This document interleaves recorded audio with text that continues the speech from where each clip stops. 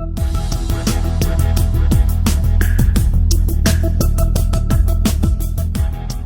everyone, it's Nicole Wilkins with FitnessRx for Women, and this is my next fit tip.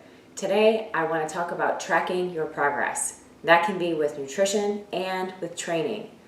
The benefits of tracking your progress when you're training is that each week you go in, if you're doing the same program for 6 to 8 weeks, you can see how your strength is improving each week.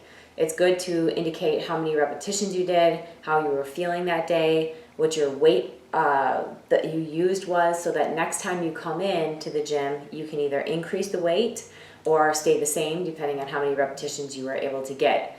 So when doing that, a good gauge is keeping your repetitions between 8 at the very low end and 15 at the high end. When you go in and let's say you're doing leg extensions and you're doing it with 80 pounds, the first day you go in, you could probably only do 10 reps with 80 pounds.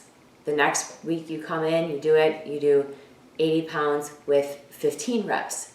So then the next time you come in, you increase the weight to 90 and then you go back to 10 reps. And then you keep working up your strength so that by the time you look back a month or 6 weeks prior, you see how much of a change you've made.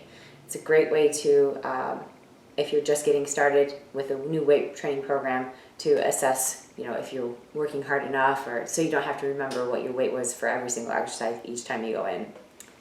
As far as nutrition goes, I think it's really important to track your food. It's really the only way you're going to know if you're eating enough or eating too much.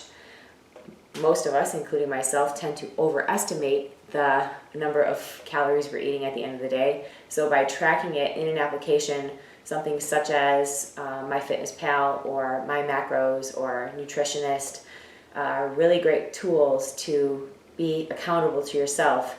I know that if I have 15 grams of fat left for the day, I'm going to be very particular and choosy about what I'm going to use those calories for and those fat grams for example. There are 2 other ways that you can journal your progress. One is just with a regular journal. I do a lot of different tracking in many ways. I do track my food on MyFitnessPal, and my workouts are all in my journal. I have some in this one, and then I just recently started using my new Fit book. This is a Fit book. I actually have these for sale on my website. That is a 12-week trainer. So every week you can go in and there's a food log, there's a strength training log, so you can write down your workout as far as your exercises, how many sets you did, how many reps you did, what your weight was. There's nutrition trackers so that you can indicate if you got enough fruits and vegetables in, if you got all your protein in. You can put your weight in there. You can write yourself little notes as far as if you did a good job or you felt like you could work a little harder next time.